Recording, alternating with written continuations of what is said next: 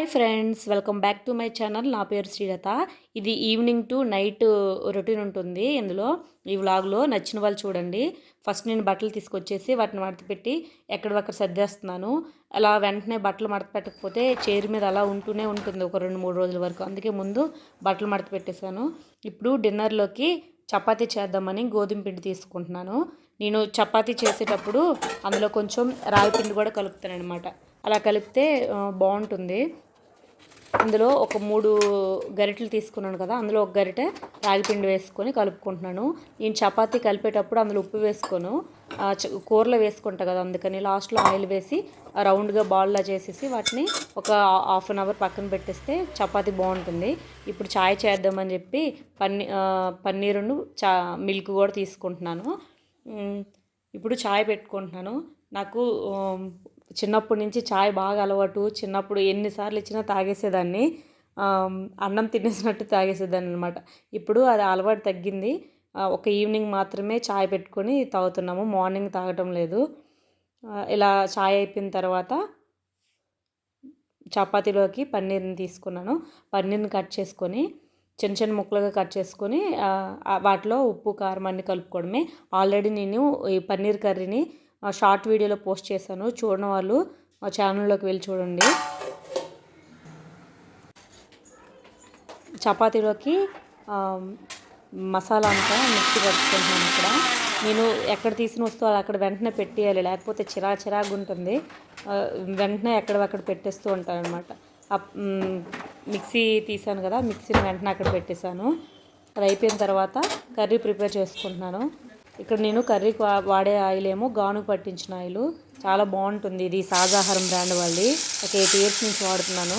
చాలా మంచిదని చెప్తున్నారు కదా డాక్టర్స్ కూడా, రిఫండ్ ఆయిల్స్ వాడొద్దు అంటున్నారు కదా, అందుకని మేము ఈ ఆయిల్స్ని అన్నిటికీ వాడుతున్నాము. ఈ కర్రీ ప్రిపేర్ అయిపోయిన తర్వాత దాన్ని పక్కన పెట్టేసి చపాతీ ఇప్పుడు చేసుకుంటున్నాను. ఈ తవా ఉంది కదా, ఈ తవా వచ్చి ప్రకృతి వనం ప్రసాద్ గారి ఆర్గానిక్ స్టోర్లో తీసుకున్నాను. ఆ తవా గోధుమ పిండి వేస్తున్నాను కదా, అది నేను డీమార్ట్లో తీసుకున్నానండి. చిన్న చిన్న హోల్స్లో ఉంటాయి. మనం పెప్పరు, గరం మసాలా అలాంటివి కూడా ఇందులో వేసుకోవచ్చు. అంతకుముందు అయితే గోధుమ పిండి నేను చాలా వేస్ట్ చేసేసేదాన్ని. ఇప్పుడు అందులో వేసుకోవడం వల్ల ఎంత కావాలో అంతే తీసుకుంటున్నాను. మేము ప్రతి మీల్లో ప్రోటీను, ఫైబరు ఉండేటట్లు చూసుకుంటాము. ఈరోజు ఇది మా డిన్నర్ అనమాట. డిన్నర్ చేసిన తర్వాత కిచెన్ చూడండి ఎంత గందరగోళంగా ఉందో. ఇప్పుడు కిచెన్ మొత్తం క్లీన్ చేసేయాలి. ఫస్ట్ గిన్నెలు క్లీన్ చేసేస్తే సగం పని అయిపోయినట్టే. ఫస్ట్ గిన్నెలు క్లీన్ చేసుకుంటున్నాను. గిన్నెలు క్లీన్ చేసుకున్న తర్వాత ఆ ప్లాట్ఫామ్ అంతా క్లీన్ చేసుకోవాలి.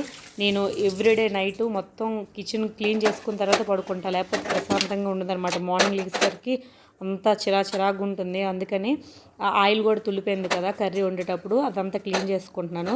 ఇలా క్లీన్ చేసుకోవడం వల్ల ఏంటంటే బొద్దింకులు ఏమి ఉండకుండా ఉంటాయి అన్నమాట. పురుగులు అలాంటివి ఏం చేయరు. అలాగే స్మెల్ కూడా కిచెన్లోకి రాకుండా ఉంటుంది ఎప్పటికప్పుడు క్లీన్ చేసుకుంటే. ఇక్కడ నేను దోశల్లోకి మినపప్పు నానబెడుతున్నాను. 1 గ్లాస్ మినపప్పుకి 2 గ్లాసులు అరికల రైస్ తీసుకుంటున్నాను. మిల్లెట్స్ దోశ కోసం ఇది నానబెట్టుకుంటున్నాను. ఒకసారి కడుక్కుంటే సరిపోతుంది, ఎక్కువసార్లు కడుక్కోకూడదు మిల్లెట్స్ రైస్ని. ఇలా కడుక్కున్న తర్వాత వాటిలో ఫుల్గా వాటర్ పోసి నానబెట్టుకోవడమే.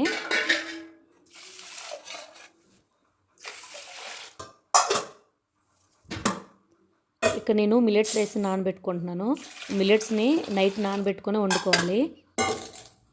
అలాగే ఇవి పెద్ద బీన్స్ అండి, వైట్వి, వీటిని కూడా కర్రీ కోసం నానబెట్టుకుంటున్నాను. అలాగే మార్నింగ్ బ్రేక్ఫాస్ట్లోకి నట్స్ నానబెట్టుకుంటున్నాను. ఒకసారి శుభ్రంగా కడుక్కొని అందులో ఫుల్గా వాటర్ పోసుకోవాలి. ఇలా పోసుకుంటే ఉదయానికి నానిపోతుంది అనమాట. ఇలా మనం ఎప్పటికప్పుడు అలా నైట్ అంతా చేసుకోవడం వల్ల మార్నింగ్కి ప్రశాంతంగా ఉంటుంది. కొంచెం లేట్గా లెగిసినా పని అయిపోతుంది. Thanks for watching. బాయ్.